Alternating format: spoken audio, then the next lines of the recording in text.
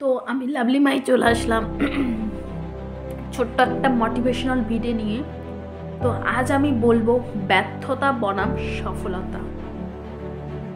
অর্থাৎ মানে ব্যর্থতা এই জিনিসটা সবার জীবনে আছে, তাই তো? ব্যর্থতা যেটা সবার জীবনে আছে, তাই বলে আমি যে পিছিয়ে থাকবো, ব্যর্থ হয়ে যে সেখানে থেমে যাব তা কিন্তু নয়। ছোট্ট একটা গল্প বলছি। একটা লোক যে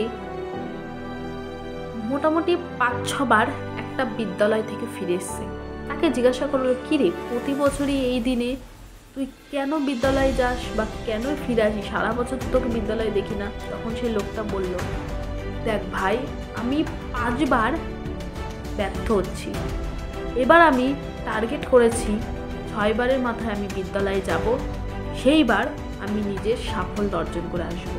এই কথাটা মাথা মুন্ডু সেই লোকটা কিছুই বুঝতে পারলো না। কেন বুঝতে পারলো না সেটা আমিও জানি না। কিছুদিন যাওয়ার পর সেই একটা বছর পার হলো। পার হওয়ার পর সেই মানুষটা, অর্থাৎ যে লোকটা বিশ্ববিদ্যালয় থেকে ফিরে এসে, সেই লোকটাই আজ 1 বছর পর বিশ্ববিদ্যালয়ে থেকে ফিরে আসে না, বরং 4 চাকা গাড়ি নিয়ে বিশ্ববিদ্যালয়ে ঢুকছে। সবাই দেখে যে লোকটা 1 বছর আগে জিজ্ঞাসা করেছিল যে এভাবে প্রতি বছর এভাবে ফিরে আসিস কেন, তখন সেই লোকটা বলেছিল, আমি আরেক বছর আমি আর ফিরে আসবো না, এবার আমি বিশ্ববিদ্যালয়ের দিকে যাব। এই কথাটার মাথা মুন্ডু কেউ কিছু বোঝেনি। তো আজ সেই 1 বছর পর সেই দিনটা, আসলে সেই লোকটা অর্থাৎ সেই ছেলেটা হয়ে উঠেছিল সেই বিশ্ববিদ্যালয়ের আর কি প্রফেসর। শুধু প্রফেসর না, একদম হেড পদে। কিভাবেই একটা বছর সে নিজেকে কাজে লাগিয়ে সেই বিশ্ববিদ্যালয় থেকে ফিরে এসেছিল সেই বিশ্ববিদ্যালয়ের একদম মাথায়।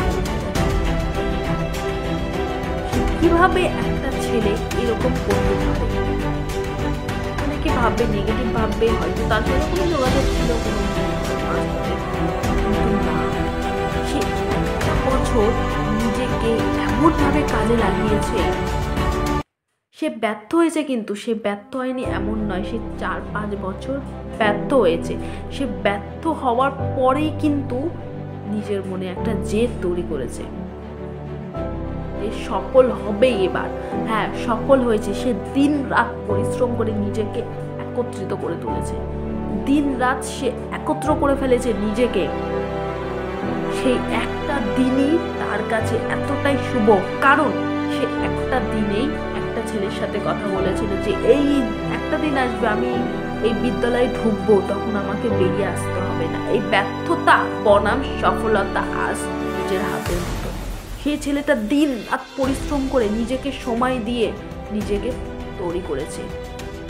তখনই সম্ভব যদি নিজের মনে জেদ থাকে। এই জেদ একটা মানুষকে নিচু থেকে অনেকটা উপরে উঠে দিতে পারে যদি তার মনে জেদ থাকে। এই জেদ সাফল্যের একটা সুন্দর সুগম রাস্তা। তো জেদ ধরো, প্লাস পজিটিভ ভাবনা নাও। ব্যর্থ হলে অবশ্যই আবার উঠে দাঁড়াবে, ব্যর্থ হলে অবশ্যই উঠে দাঁড়াবে, ভেঙে পড়বে না। হয়তো তোমার মা বাবা শিখিয়েছে না শিখে না আমি জানি না, কিন্তু আমি বলছি, যদি আমার ভিডিওটা দেখে থাকো, কখনো ভেঙে পড়বে না, নিজেকে গড়ে তুলতে শেখো। ব্যর্থতা বনাম সফলতা, সাফল্য নিশ্চিত। আজকের মতো এইটুকুই। নেক্সট দিন আবার কোনো ভিডিও নিয়ে চলে আসবো।